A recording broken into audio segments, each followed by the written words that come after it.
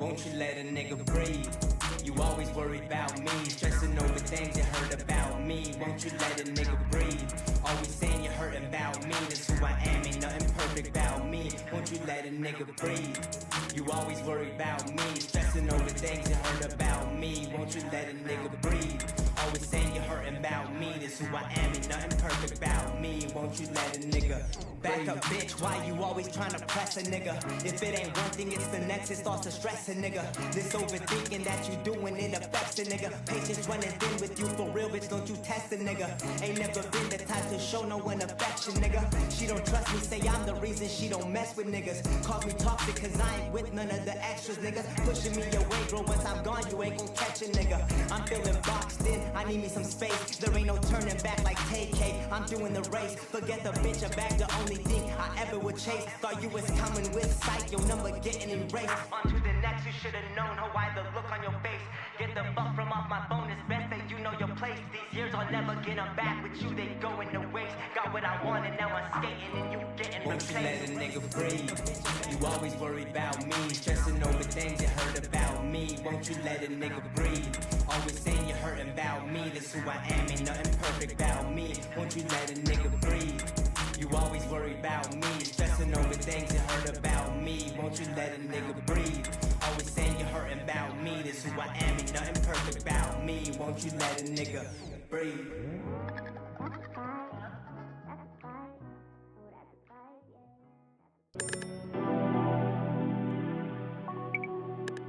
Yeah, it's facts. Nigga, where am I going? Drop the four in my cup, now I'm floating. I can't feel a thing, to be real, I just go through the motions. Where am I going? Nigga, I'm in deep like the ocean. I've been in my bag, everybody around me, I'm ghosting. Where am I going? Drop the four in my cup, now I'm floating. I can't feel a thing, to be real, I just go through the motions. Where am I going? Nigga, I'm in deep like the ocean. I've been in my bag, everybody around me, I'm ghosting. Where am I going? We are going to another episode of HardFoul Radio. Appreciate you all for tuning in today. This is the show that values time. I value mine. You should value yours. So let's get started. So I want to start here with the WNBA. Clap it up for them. Just got a new TV deal, just negotiated. More money in total coming into the sport. It's going to be several million more dollars a year, as well as I believe the final numbers were around 11 years, $7.5 billion. So clap it up for the WNBA. Now, there's been a lot of conversation around the WNBA, around certain players, and just the whole dynamic. And I've been really trying, and hear me out, I'm not claiming to be a day one fan. I'd be a liar, I'd be a hypocrite if that's what I tried to portray myself as. But as someone who is genuinely learning to love the game, is watching more women's basketball, and trying to speak on it while learning it in such a way, I've had to think to myself, okay, besides the normal media narratives of how do we get this to be interesting, even if the narrative is more interesting than the actual game. And I've been thinking about that a lot last couple weeks, and I really wanted to start a show off with it, but I wasn't quite sure how. But I think I finally figured it out. First impressions matter. We've all heard this.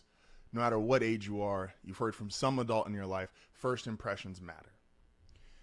The way you are introduced to a sport is your first impression, and that will dictate how you even feel the sport should be played, right? You hear all the time old guys go, oh, well, this sport's not as good as it used to be because this is how it was when I was growing up, and that's the only way the sport should be played. They get this purist feel because that's how they were introduced. That was their first impression. I'm no different. You're no different. And for the WNBA, one of the hardest things is, depending on when you were introduced to basketball, if you are below the age of 50, you were either introduced to Magic Johnson, Larry Bird, who were the Lake Show, flashy, high-flying, Kareem, dunks, Bird, the Celtics rivalry. Then that transitioned into Michael Jordan. Again, high-flying dunks, crazy athletes. And then if you're more my age, it's probably your first real impactful, great team or introduction to the sport, specifically, is Shaquille O'Neal, Kobe Bryant, those Lakers teams, that dynasty in the early 2000s. And because of that, that's kind of hampered women's basketball, because women's basketball doesn't look like that. But the reality is, that's not a bad thing. It's not a bad thing if nobody in women's basketball plays like Shaq, who was just bigger, stronger, kept dunking the ball every other possession. No one needs to do that. But because of that first impression of the game of basketball, that's what it feels like to you. That becomes your purest take. And I find myself falling victim to this all the time. I complain all the time about the current NBA. They're not really being set. Offense is a little too free-flowing. They're not really doing anything except high pick and roll, someone make a play, and at times it feels, to me, not a really enjoyable product. That's my personal opinion, because that's how I was introduced. That was my first impression to the game of basketball. It looked like Kobe, Shaq, triangle offense, dunks, high-flying athletes. If you're a little bit younger, it looks like LeBron, Melo, some KD in there. But now look at what the game looks like. It's Steph, it's free-flowing offense, there's three-point shots everywhere. And that will be this generation's form of being a purist of the game of basketball. And if it ever transitions to something else, they too will also complain about the way that it looks. But that's not the WNBA's fault. And the WNBA is finally hitting its stride. Remember, all sports go through this. All sports go through this phase of not really popular, start to gain popularity. Oh, now it's really profitable. Remember, the NBA itself at one point was on tape delay. I wasn't alive for it, but it was on tape delay at one point. It was not nearly as popular or the product that it is today. That's just the truth.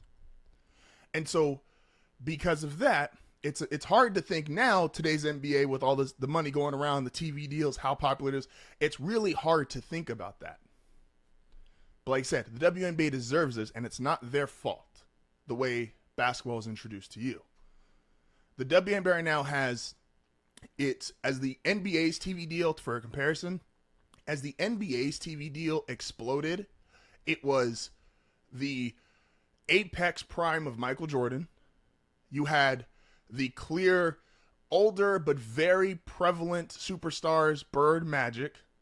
And then you had the younger guys, Shaq, eventually somewhat Shaq, Kobe, and you even had international players, Hakeem, etc. The WNBA has all that right now. You have Diana Taurasi, a Sue Bird, these legacy players. You have a, in their prime, best player in the sport, Asia Wilson. We're going to get to her a little bit more later because, damn it, she deserves some more attention and people to talk about her more than all the other stuff. You have the current young guns, essentially your Shaq-esque role in Caitlin Clark and Angel Reese. And then, not only that, you have even more talent coming down the pipeline. Juju at USC, Paige at UConn. Like, there's so much going on right now in this sport. And I know your first impression of the sport dictates a lot. And your first impression of women's basketball was, maybe it wasn't that impressive to you because it didn't look like what you thought the game of basketball was supposed to look like. And that's fine. I'm not here to hold that against you, but you also have to be willing to change your opinion on some of these things. You have to be willing to take in new information. There's better players now. We say this all the time with the NBA. Guys in the 60s couldn't dribble with their left hand. Look at what guys can do now in the NBA. Guys can go behind their back, between their legs. That stuff wasn't happening 30, 40 years ago. Look at the center position in the NBA. It used to be guys just like, you pick the guys, and I couldn't play a lick, but you just pick the tallest guy and go, okay, cool, you must be good at it.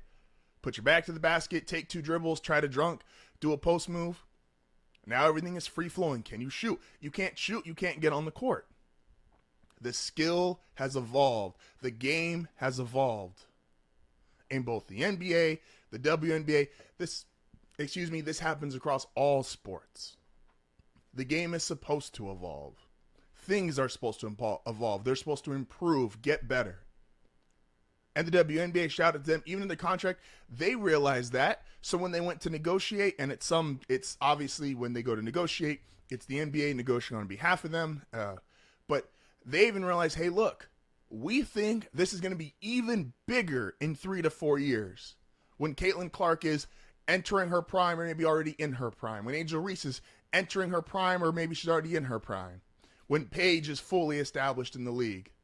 And then we have maybe Sabrina's also, she's still towards the tail end, but still in her prime, she can still be dominant. Asia, as some of these stars of today start to become the veterans turning into their own legends, and then Juju coming down the pipeline, they know this is going to get even bigger and better. And so we're going to talk a lot today about some of just the media narratives that they like to push.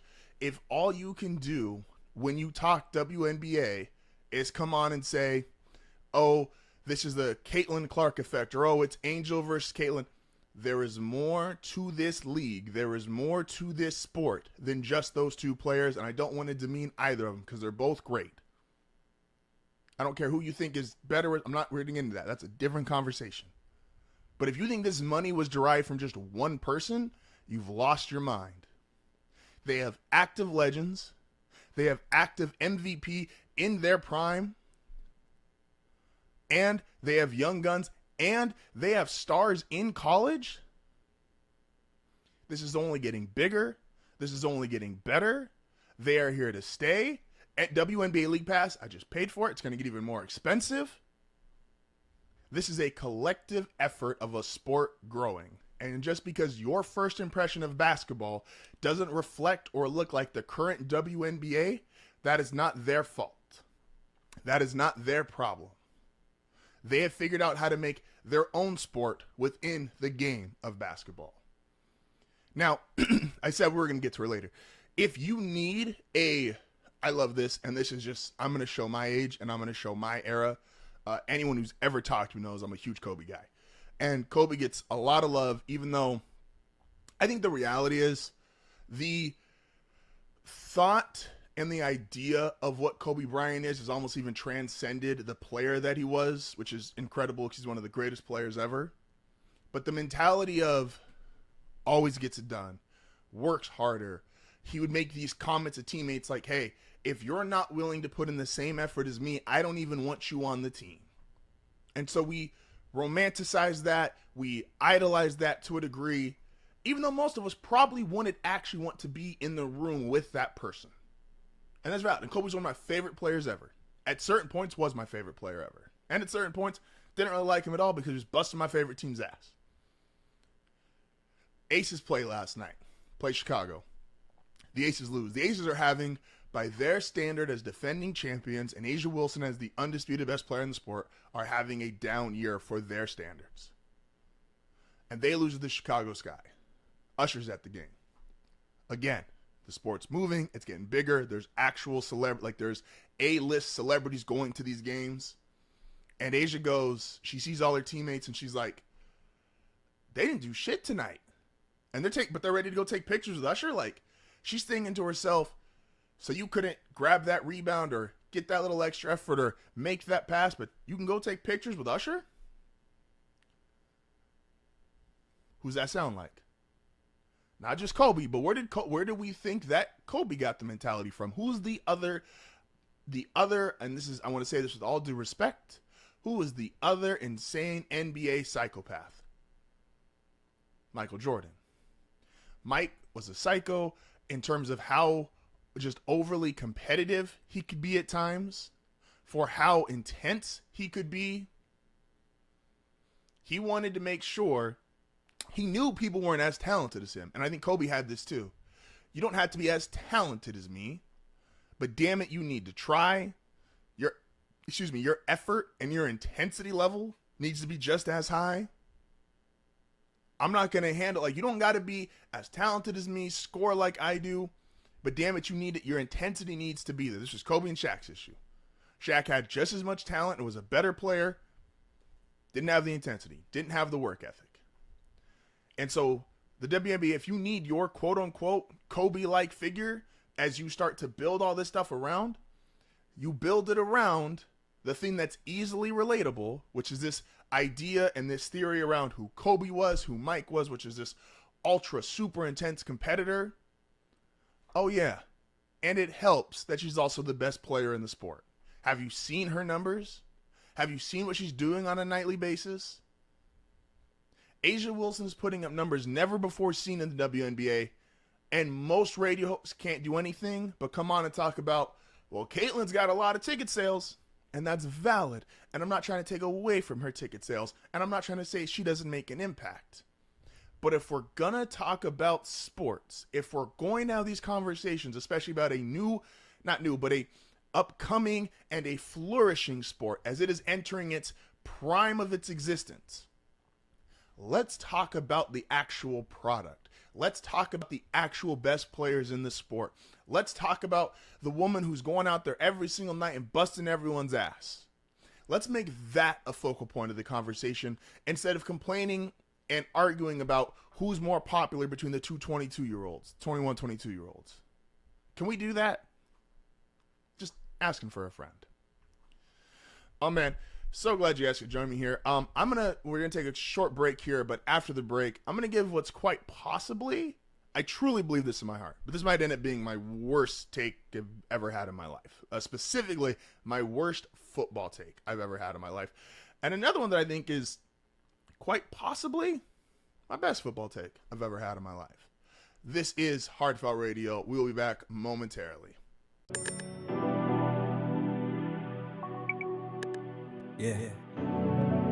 Spence. Nigga, where am I going? Drop the phone with my cup, now I'm floating. I can't feel a thing, to be real, I just go through the motions. Where am I going? Nigga, I'm in deep like the ocean. I've been in my bag, everybody around me, I'm ghosting. Where am I going? Drop the phone with my cup, now I'm floating. I can't feel a thing, to be real, I just go through the motions. Where am I going? Nigga, I'm in deep like the ocean. I've been in my bag, everybody around me, I'm ghosting. Where am I going? This Celtics team is just better than the Mavericks. Look, the Mavericks have had a wonderful season. I said this last week, and there's no way to disregard or count out how great of a season it's been. But the reality is, the Mavs were a 5 seed. They were down 20 to the Clippers. They lost. They kept bringing on the telecast how many times they lost game 1, but then they rebounded. This team, while they are on a hot streak because their best player is currently playing some of the best basketball of his life, that works when it's comparable. It works when you're right there with the Clippers, or you're right there with the Oklahoma City Thunder, or you're right there with the Minnesota Timberwolves. And those are all 50-win teams. They all had great seasons in their own rights. But the Timberwolves were young. The Thunder were young. The Clippers, well, they're the Clippers. We've been waiting for years for the Clippers to figure it out. This Celtics team is just better than the Mavericks. And we are back. This is HardFoul Radio. Appreciate you guys all for tuning in today. So I'm going to start off with what I think is potentially my best take, and then follow it up with what's going to possibly be my worst take. So there's a report going, and I don't think it's been finalized yet, but if it's true, I believe this will become the new norm, and I think this should be expected, and I think this is 1,000% valid. So the report is Caleb Williams is asked for, one of his few conditions he asked for in his contract was, don't franchise tag me at the end of my rookie deal. Thought that was interesting. Now, here's what we know. What you ask for when you're broke and what you ask for when you have money are two entirely different things. Most people, and this is the part that's not really a take, but it's just the reality. Most people struggle with money because they are always paycheck to paycheck or on the verge. Most people don't get good with money until they finally have some breathing room. Rent's paid, phone's paid, internet's paid, and we still have some money in the account, when I still have I have X amount of paychecks coming before I have to pay something else. You can breathe. You can think easier. It's one of the few core foundations of money that just works across the board. You have breathing room. You have money in your account. You make less impulsive decisions. You make less irrational decisions versus people that are paycheck to paycheck or people that don't have any money in general. Find a way to make less than smart financial moves. And that happens. I'm not here to shame. That's just something true about money. And so I believe Caleb is going to be, whatever he does, we talked yesterday about Jalen Brunson and how what he did, will it translate to somebody else? And that's what makes something impactful, because it's not just can you do it, is someone else willing to follow in your footsteps?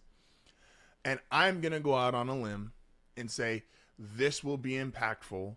This will be something that is followed. Other first round draft picks will take this same mentality that Caleb has. And that is, don't franchise me. Because I want a chance to make as much money as I can, because I'm not in a hurry to make money, because I already have money.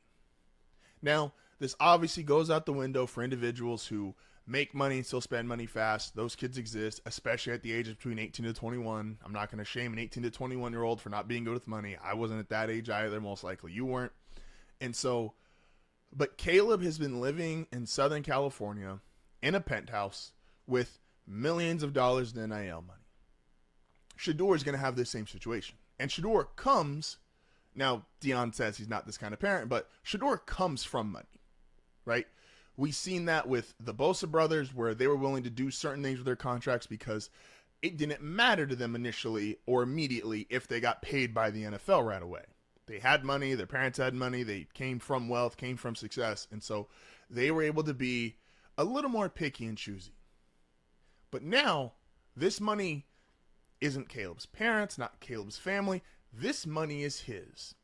And this is money he's been able to accrue by doing his quote-unquote job, which is playing football for the USC Trojans.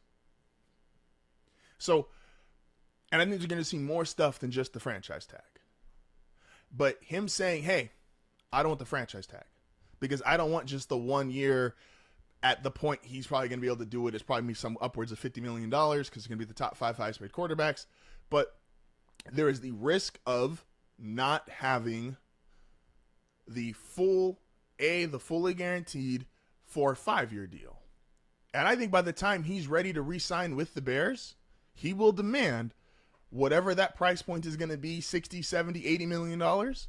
He's going to demand it to be fully guaranteed, because he already, if he was smart with his money, which the way he's acting is showing the characteristics of someone who is good with their money, he is going to be someone who he can wait. He doesn't have to get paid immediately. He can say, hey, you know what? Don't need it right now. I'm playing the long game because I already have X amount of zeros in my bank account. So the things that he is going to do in terms of how much money he asks for, the style of his contracts, the certain demands he's going to make to the Chicago Bears, it's going to be different than almost any other quarterback or any other player that you've ever seen, especially because of the position and the hype around him. He is the generational first overall quarterback, the can't-miss prospect. And he's got several $1 million already potentially in his account. Yeah, it makes sense that he would ask, don't franchise tag me. He's going to play the long game because the long game makes sense in his world. Versus throughout all of history, throughout all of history, most guys get their first big paycheck when they make the NFL, when they make the NBA, when they make professional baseball. He's already been paid. Why does he have anything to worry about? He's not risking anything. He's not going to suddenly be broke because the Bears, either because of an injury or the Bears don't want to give him the contract that he wants. So the stuff that he's going to do is going to be the template for other guys going forward. Excuse me. So that I feel very strongly about. That's one of my most strongest takes I've got as far as how his impact on what rookies demand and rookie contracts going forward. What might be my worst take, and we'll see how time plays out, But I feel very strongly about this, and this is not just my fandom sneaking out of me. This year's Kansas City Chiefs, and by all account, I want to be very clear here, by all account, they should be the betting favorites. Mahomes is the odds-on favorite to win MVP. The Chiefs are the favorite to win the Super Bowl. They've won 3 of the past 4, maybe potentially going on the greatest player ever run. All that stuff is true. All that stuff is valid, and I won't talk about them in a way where I don't give them the respect of which they've earned, which is the current dynasty, the current best player in the NFL. With that being said, though, what if this is the worst version of the Chiefs we see with Mahomes? And I know that sounds outlandish. Just that sentence alone can come off outlandish, or what are you talking about? But remember, last year was pretty much the worst offense. It wasn't just pretty much. It was the worst offense we have seen out of Kansas City. Now, it's incredible. They still won a Super Bowl because their defense was electric. They are first and second in pretty much every statistical category on defense. But that was the worst offense we had ever seen with Mahomes. And Mahomes' numbers, now, when you start with 50 touchdowns, it's kind of a cop-out to say, oh, well, your stats have gone down essentially every year. But he has come down from that 50 touchdown boom season. Now, I know he has another MVP. And remember, he deserves all the credit in the world. He's the best player in the NFL, shouldn't be questioned. He's the best quarterback in the NFL, shouldn't be questioned. And I said yesterday, if he were to have a horrible year, there is such a gap between he is in a tier 0 category by himself and the 3 quarterbacks who are in tier 1 that he could have a terrible year, and I would still say he's the best quarterback in the sport. But we have another year removed from Tyreek Hill, which has shown clear evidence in their big play capability in Kansas City. Just put a cap on it. I understand they've still continued to win and be successful post Tyreek Hill, but they do not have the big play explosiveness. I understand Xavier Worthy just ran a 4.140 or 4.240 out of Texas, and that's all great, but as a rookie, not giving him that. Travis Kelce, who just had his worst year in the Mahomes era, is another year older. And at some point, all these guys just break down. And the reality of pro sports, especially with aging players and especially in the NFL, is you never really know when it happens. 1 year, you are undisputed the best at your position. 1 year, you turn injury prone because your body's older. You don't get open as easy because you're not quite as fast. And it happens quick. You go from experienced to outdated, and it happens like that. And you never truly know when it happens. And don't worry, the defense will still be great. We think. Chris Jones, still an amazing player, but he just got paid. So is he going to have the same motivation playing now that he's been largest contract ever for a defensive lineman? He is now the clear, going into this season with an Aaron Donald retirement, the clear undisputed best at his position. But he's also on the other side of 30. He just got paid.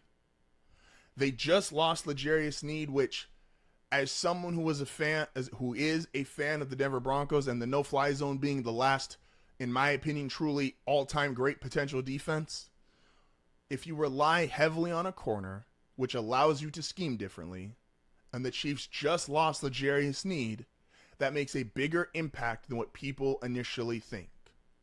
Most people assume, oh, well, your pass rushers have to come down a notch because then you're not getting pressure on the quarterback, which can happen in Kansas City, because what if Chris Jones is just a step slower, so that pass rush isn't as good? There's a drop-off from Sneed at corner. What if these young guys, we all have just assumed that these young guys are going to keep getting better and better, and because Mahomes has been so brilliant and so great, and he's covered up for so many of these mistakes, we just give him the benefit of the doubt, and he's earned that. But I'm just saying, what if? We never know when it happens. And I know we all want to throw, well, of course, we love trajectory in sports. He's on a trajectory to be this, a trajectory to be that. And we just assume that's going to be year in, year out. But we're so blinded by the fact that we've had two such extreme outliers in sports the last 20 years, being a Tom Brady and a LeBron James. That's not normal. It's far more normal to have a guy be great for a handful of years, and Mahomes' great is obviously great. I mean, it is as great as anyone who's ever played the position. But it's normal for that to be the highlight of his career, to win 3 out of 4. And it seems insane now to think about it that, oh, he'll never win another Super Bowl because we're in the midst of their dynasty. Brady went 10 years without winning a Super Bowl. LeBron went to 8 straight finals. How many of them did he win? And those are outliers. Those are the guys who had these 20-year prolonged careers where they were great from pretty much start to finish. A lot more guys, and like I said, Mahomes obviously is a better player, but a lot more guys, even great players, look more like Cam Newton, where you peak before 30 and then it's over. And like I said, Kelsey is older. Chris Jones is older. L'Jarius Sneed is gone. We don't know, even if these young guys were to improve, we don't know if they're going to become those level of players. Those are all pro level players. Those are defensive player of the year, best tight end ever conversation level players. We still haven't seen a receiver step up for Kansas City in that degree that's been able to replace the production of a Tyreek Hill. And like I said, Mahomes deserves, and Andy Reid and the Chiefs, you are the current dynasty. You deserve all that stuff. But if there was ever going to be a year, and they already looked bad last year, but like I said, Chris Jones gave him basically a career year. L'Jarius Sneed gave him basically a career year. The young guys played up to surrounding those guys well enough where it was a top 5 defense. You could argue a top 3 defense. But what if they're just a top 10 defense and they still have that offense doesn't recover? Does that mean they lose 1 or 2 more games? Like I said, they should still be the division favorites. They should still be the Super Bowl favorites until proven otherwise. Mahomes has earned the benefit of the doubt the same way LeBron did, the same way Brady did. He deserves it. But if there was ever going to be a year, and last year was a year where they looked really bad, especially on offense. I understand, still won the Super Bowl. But there's ever going to be a year for them to be bad. This is my potentially could be my worst take. Because Mahomes, for all I know, he might be so great, none of this other shit matters. I've been saying for the last couple weeks, look at everything that's been happening in Kansas City with off-the-field issues. Having to trade away L'Jarius Sneed, these guys getting older, issues with the coaching staff. And it's like, yeah, 15 might just be so great, none of that stuff actually does matter. And if he is, congrats, you just got to give it to him. But I'm going to go out on a limb. This is going to be the worst year of the Chiefs, Reid, Mahomes era. Like I said, I could be wrong. Who knows? Charles Haley. This one I learned about. I saw this interview about 5 hours ago. Charles Haley did an interview yesterday, and he was talking about Dak. He says, Dak should be paid. And he said Jerry Jones is going to learn his lesson because if Dak was a free agent, every team would want to pay Dak. That's just not true. It's just not true. Look, Dak Prescott had a great season last year, second in MVP. Dak Prescott has been an overly successful NFL player, especially if you consider starting as a 4th-round draft pick. Dak Prescott is one of the 10 to 12 best quarterbacks on the planet. All of that stuff is true. There's also people that believe Dak Prescott, and you could still make the case, is a product of the environment and the players around him. There's some people that believe Dak's best years were his first couple years in the league. When Zeke was the focal point of that team, Dez Bryant, it was a run-oriented offense and still a very good defensive team. They obviously won 13 games as a rookie, lost to Aaron Rodgers in the playoff game. But there's people that believe those first couple of years of his career were still the best of his career. A lot of wins, going to the playoffs year after year. that was the quote-unquote best version. And that was supported tremendously by his supporting cast. And if you believe the last couple years, there's obviously some injuries there in the middle. We all remember the gruesome injury. CeeDee Lamb, Micah Parsons. Again, that great offensive line that he's had pretty much his whole career. That's what's made him into this player that he is now. And the problem with what Dak wants is, and the NBA is showing this too, because the quarterback market is essentially going into this year $60 million a year if you are just the guy for your team. Not even the guy around the league, but the guy for your team. Trevor Lawrence, $55 million a year. Justin Herbert, over $50 million a year. Hurts is around that number. Mahomes' contract is weird. It's 10 years, $500 million, but it's all spread out all over the place. So it's going to be $60 million a year for Dak Prescott. And if he is a player that you believe at either end of his peaks is supported and elevated by his supporting cast, you pay him $60 million a year. You don't have a supporting cast. And to Charles Haley, I don't know if you ever had another job outside of playing football, but when you go to an interview or you go to apply to a job, one of the first things they ask you is how much do you think you should be paid? And then they are going to base how much they think you're worth being paid by how productive you can be in that role. What if I don't have the team that you can be productive paying Dak Prescott $60 million a year? And what even if I do, who am I then going to lose as a byproduct of that?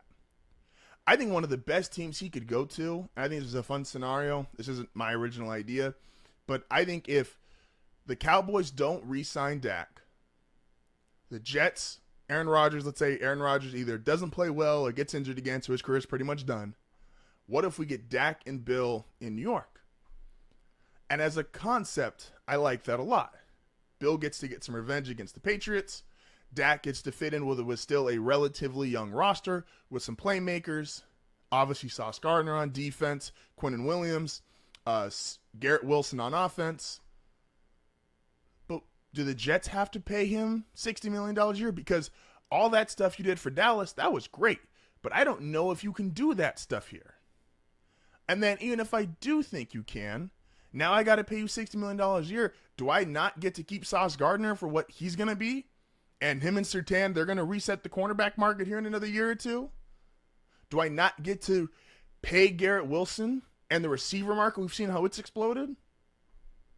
What are you willing to give up to have Dak Prescott, who is considered still, once again, I said he's one of the top 10 to 12 quarterbacks in the league, but there's still a perception around him and just the eye test, which does not help him out, versus the eye test with a guy like a Trevor Lawrence or Justin Herbert, who are outright not as accomplished as Dak Prescott, but their eye test is better. They're 6'4", 6'5", can throw the ball 50 yards, look prettier when they throw the ball, throw a nicer spiral. They're younger than Dak. Like, where does Dak really fit in if you truly want to throw him into this free agency market of, oh, every team would want him? No, every team would not want him. You could make an argument if he went. I heard this, and I was convinced once I heard this, and I really started to think about it. I think Jerry should let him test free agency because I don't think another team values him as much as the Dallas Cowboys, and the Cowboys might value him at a $50 million a year guy. They just don't want to pay him 60 to 65 top of the market, which is what pretty much next guy up is going to demand. They would much rather have Dak on a similar to Matt Stafford deal where it's, okay, we'll either front load or back load it, but we know we are paying for what is essentially the end of your career. I know Dak's not as old as Stafford, but why pay him the highest end of the quarterback market money if you just don't believe at either side of his career where you can make an argument he was better or at his best, he was still a product or extremely uplifted by his supporting cast? Because you won't have that supporting cast. I talk about this all the time, and Dak was my very first example. We're gonna finish in a second. Dak was my very first example of a quarterback who, this is a couple years ago, where what if he took less money? How stacked could the Cowboys be? Now, Dak unfortunately suffered an injury, and there was other things, so I understood why he got what he got, because he then became a player who he was never sure, because of the nature of his injury, was he ever going to get another contract. And I don't count people's money, so I totally understand. Yes, if you are worried about injury, go get paid. But the 49ers are going to have this issue with Brock Purdy. The Dolphins currently have this issue with Tua, where you could have all the stats in the world, and those three do. But your eye test, you look middle of the pack. We think the supporting cast is what is elevating you to this status. We don't want to pay you $60 million a year. And I guarantee if you were to go on a free agent, do you think any of those three quarterbacks in free agency would demand $60 million a year? Tua, Dak, or Purdy? And man, we got to start calling out some more media members. People are just saying shit just to say shit. It's insane to me. We're going to do that on the other side of the break. This is HardFoul Radio. We'll be back momentarily.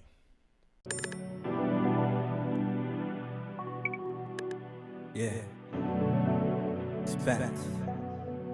Nigga, where am I going? Drop the four with my cup, now I'm floating. I can't feel a thing, to be real, I just go through the motions. Where am I going? Nigga, I'm in deep like the ocean. I've been in my bag, everybody around me, I'm ghosting. Where am I going? Drop the four in my cup, now I'm floating. I can't feel a thing, to be real, I just go through the motions. Where am I going? Nigga, I'm in deep like the ocean. I've been in my bag, everybody around me, I'm ghosting. Where am I going? Paul George to the Sixers. I think this should matter. I think it does matter for the optimism of the fan base. They also just re-signed Tyrese Maxey. But I also think the reality is Paul George to the Sixers, all it does is slightly change the odds of how much they'll lose by if Joel Embiid still goes down. Do not be mistaken. This is still a Joel Embiid or bust team that the Sixers have.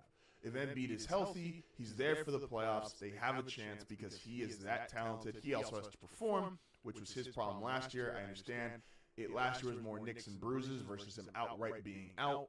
But Paul George, great player, coming off a career high shooting from three. But the reality is the Sixers are only going as far as Embiid, and that's with even the emergence and how great Max. Paul George to the Sixers. Whether or not Michael Jordan has a Defensive Player of the Year award or not does not change his actual greatness as a defender. People that need stats, accolades, what the record books looks like to justify how great a player is, you're just wrong. Otherwise, you would think Wilt's the greatest player ever, or you would think Kareem is in the greatest player ever conversation. We have eyes. We've seen it. Whether you're a Mike's the GOAT kind of person, you're a LeBron's the GOAT kind of person, you're a Kobe's the GOAT person, maybe you're a Paul George is the GOAT person. Yeah, Paul George is the GOAT people, probably not so much. But we have eyes. We've seen how great these individuals are. We don't need stats, records, achievements. Those things are cool, and it's great for the individual person. But those things aren't really needed to determine who's the better player, who's truly great. Mike was a great defensive player with or without award. Come on now. Stop the bullshit. Whether or not Mike... And we are back. This is HardFoul Radio. So, I think this is interesting, right? So, I want to talk about a little Devontae Adams stuff really quick because this was getting I brought up slightly the other day about him on receiver and comparing it to Brandon Ayuk. And then I thought this was interesting. I've seen it the last 48 hours, which is, there's other people that made the same point, which is Devontae Adams on receiver and look how frustrated he was. And, Brandon Ayuk, you need to also look into that when it comes to how much do you want your playtime, or not your playtime, but your quality of play, your quality of life, because we just saw Devontae Adams sit there and go off on he's never been hit this much, he's getting overthrown, he's frustrated, all these things. And then it clicked into me and I heard James Jones say this. But Devontae Adams still had an all-pro season, and Devontae Adams has still led the league in touchdowns. And I'm like, yeah, because Devontae Adams is a much, much better player than Brandon Ayuk, and that's not to be disrespectful to Brandon Ayuk. Devontae Adams is just a better player. That's his reality. He's one of, if not the best receiver in football at any given Sunday. I understand Justin Jefferson partly because he's younger. We feel like he's passed him up, and that might be true. But Devontae, when he is engaged, Devontae, when he is at his best, is as good as anyone.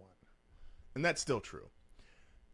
But it also should really click in the fact that, Brandon, because you're not Devontae Adams, if you were to go to a Washington and Jaden Daniels doesn't pan out, you're not Devontae Adams. You're not Justin Jefferson. You will have to sit there and your quality of life will be significantly worse. Because you're not as good as this guy. Yes, he's made it work despite his frustrations, but he's probably a tier potentially 2 above you. And you're both great. He's just potentially the best in the world at what he does. So, yeah. Another thing I want to get to really quick here before we end. Can we please, I'm usually not a USA basketball enjoyer. I just think for the most part, like, the U.S. men's basketball team is generally, especially with this current iteration and run over the last 20 years, we're just better than 99% of countries in the world when it comes to basketball. That's just been the fact. That's been the reality. That's how it's played out. But you know what I do love about the way the most of the international players play, and the way that it's reffed especially? We're not getting all of these swipe through, just blow the whistle just cuz. We're not like Embiid. I swear I saw like 4 different clips of Embiid yesterday, or from today, where it's like he's trying to basically swing the ball through and he just falls over. NBA.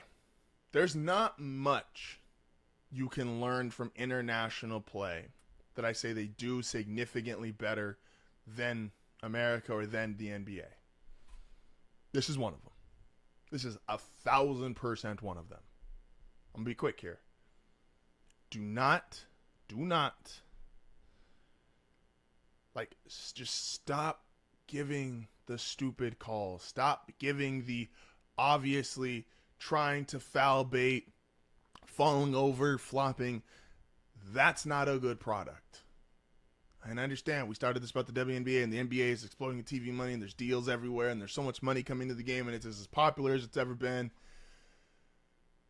But man, if there was one thing I wish they could take, that's it. Stop giving the flopping cows. Please. Last thing we're going to talk about today, and I hope it's just the last time it's discussed, and this shouldn't be a thing. This really shouldn't be a thing. I understand if you have to make headlines or topics, or there's a certain part of media where you pretty much have to make your story. I get it. It's usually the part that I dislike the most about this, when you have to like really pull or really like reach for a topic because you yourself don't even think it's that interesting, or it's that polarizing, or it's that even necessary to talk about. But something you shouldn't do when you're in this kind of space is create something and then criticize the creation of it. Draft picks in the second round of the NBA, 6th, 7th round of the NFL, and rounds 20 plus in baseball. Baseball's got 1 million rounds. Don't really get criticized that hard because there's not much there. We don't expect them to make it.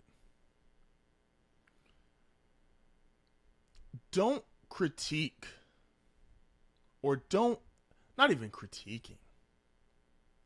Don't attack Bronny just because you feel a way about what him and his dad did. when if you were in that same exact position, you know you would do the same exact thing. There's people who are coming out, putting together these 3, 4, I saw one that was a 10-minute video on how Bronny absolutely can't play in the NBA, and it's a joke, and it's how disgraceful it is he got drafted. Can you play in the NBA? Oh, I'm sorry, that's personal. Like the attacks on the kid. Can most second-round picks play in the NBA? Oh, well, that would be factual. Most people in his position don't get, they are G Leaguers for life, or they are guys who don't make the actual NBA. They are summer league year in, year out guys. That's the reality of being drafted 5 picks from being undrafted. And no one, and I said this too, the Lakers are being honest. Yes, they did LeBron a favor. Fine. With a draft, in a draft that wasn't that deep, they did LeBron a favor. This favor is by far the least damaging one. You could argue they did a favor when they said, hey, when he said, hey, I want Westbrook, and they went and traded picks and players for Westbrook. That was a more damaging favor to the franchise.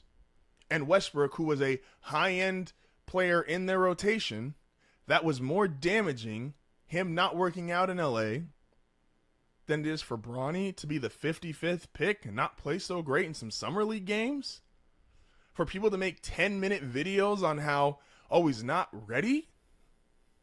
What?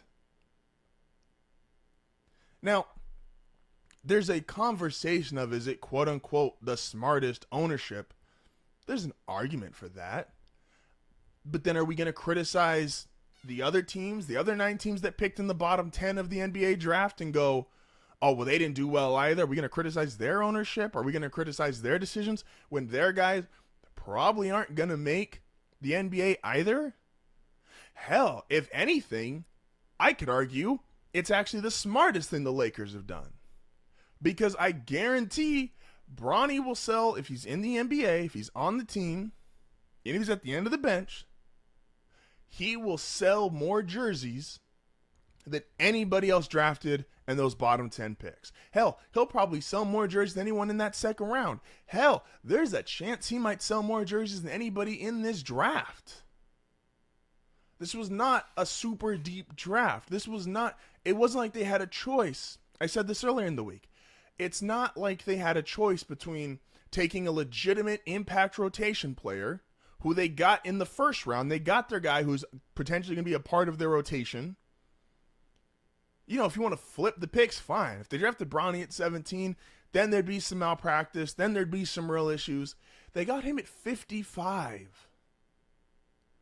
Stop making this a bigger deal than what it needs to be just because you have some media vendetta against LeBron James.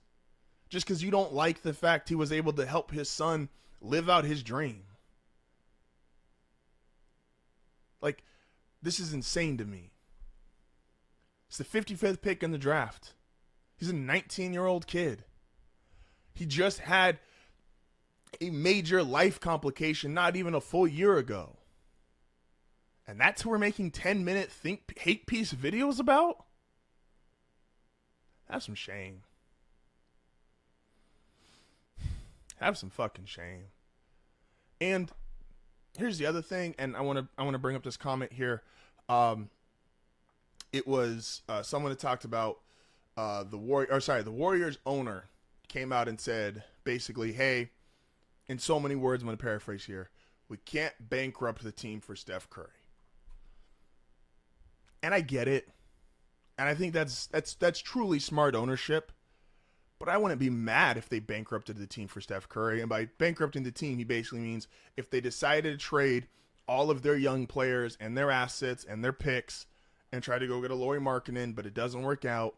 Now you've got Lauri Markkanen, who you're probably not going to keep, nor is he going to want to stay there. And you don't have anybody else. You just have what's left of what was once a dynasty. But I wouldn't be mad if they did it. Look what Steph has done for that team. Look at the Warriors, what they were worth pre-Steph and now.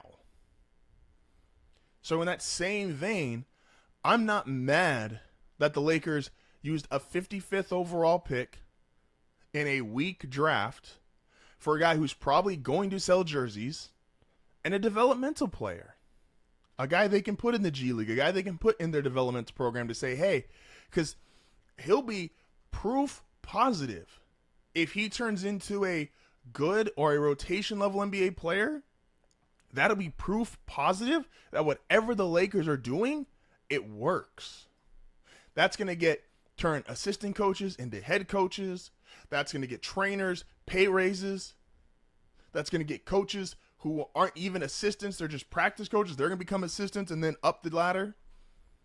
That's going to be proof that, hey, we have a program here that works. We have a program here that's sustainable. We can take a guy who, look how everybody's talking about him, can't hit a jumper, can't hit a three. Oh, he's not really that good on defense. And we're going to turn him into a good defender, decent three-point shooter. Like, we're going to make that guy a serviceable NBA player.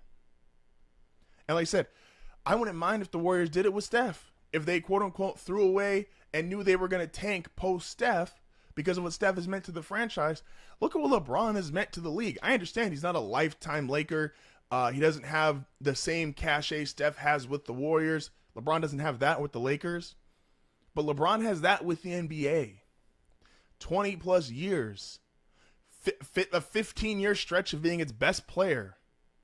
Being its most marketable player. Being the face of the fucking sport. So yeah, the Lakers used a 55th overall pick on his son. But media, and this is my biggest grief, this is your fault. You're the one talking about it. I have a group chat with Tony and Will. We talk sports almost every single day.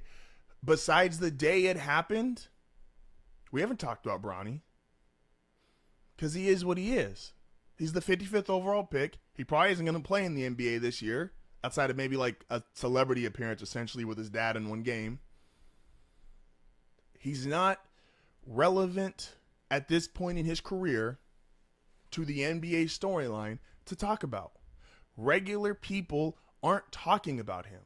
This is media members talking about him. This is media members starting off shows with him. This is media members that need to create stories and headlines and all this other shit so that someone will sit there and come read their headline or read their post or watch their show. Regular sports fans, they just don't care. It's not an issue. Because even they're smart enough to go, oh yeah, second round pick. Okay. So why are media members so obsessed with this when regular people aren't talking about this? Isn't that who you're supposed to be referencing or who you're supposed to be talking to? What are the people who are interested in what I'm doing a show about? What are they actually interested in? Or are we going to be so intellectually lazy that because LeBron is towards the end of his career, and some of us just don't know what to talk about if it's not LeBron, that we're just going to sit there and, now we got to go after his kid? It's fucking sick, man. That's all I got. I just gotta. It's insane to me. He's 19. He's a second round pick. Hasn't done anything. And that's fine. Most 55th overall picks don't do anything. Most 55th overall picks aren't talked about. And like I said, the average person isn't talking about him. The average person isn't going, oh my gosh, can you believe LeBron did that? Oh my gosh, can you believe Bronny did that? No one cares. It was a weak draft. He wasn't going to be an impact player right off the bat anyway. It is what it is. We're going to take one more break here really quick before we come back. One last thing to talk about. This is HardFoul Radio. Appreciate you guys for joining. Yeah. It's facts. Nigga, where am I going? Drop the four with my cup, now I'm floating. I can't feel a thing, to be real, I just go through the motions. Where am I going? Nigga, I'm in deep like the ocean. I've been in my bag, everybody around me, I'm ghosting. Where am I going? Drop the four with my cup, now I'm floating. I can't feel a thing, to be real, I just go through the motions. Where am I going? Nigga, I'm in deep like the ocean. I've been in my bag, everybody around me, I'm ghosting. Where am I going? Whether or not Michael Jordan has a Defensive Player of the Year award or not does not change his actual greatness as a defender. People that need stats, accolades, what the record books looks like to justify how great a player is, you're just wrong. Otherwise, you would think Wilt's the greatest player ever, or you would think Kareem isn't the greatest player ever conversation. We have eyes. We've seen it. Whether you're a Mike's the GOAT kind of person, you're a LeBron's the GOAT kind of person, you're a Kobe's the GOAT person, maybe you're a Paul George is the GOAT person. Yeah, Paul George is the GOAT people, probably not so much. But we have eyes. We've seen how great these individuals are. We don't need stats, records, achievements. Those things are cool, and it's great for the individual person. But those things aren't really needed to determine who's the better player, who's truly great. Mike was a great defensive player with or without award. Come on now. Stop the bullshit. And we are back. We're about to wrap up here. So this is going to be a part of our new schedule. Adjust my mic real quick. So trying to be live. This is unfortunately going to be the only day that I'm live this week. I'm not going to be able to make Thursday or Friday work this week specifically.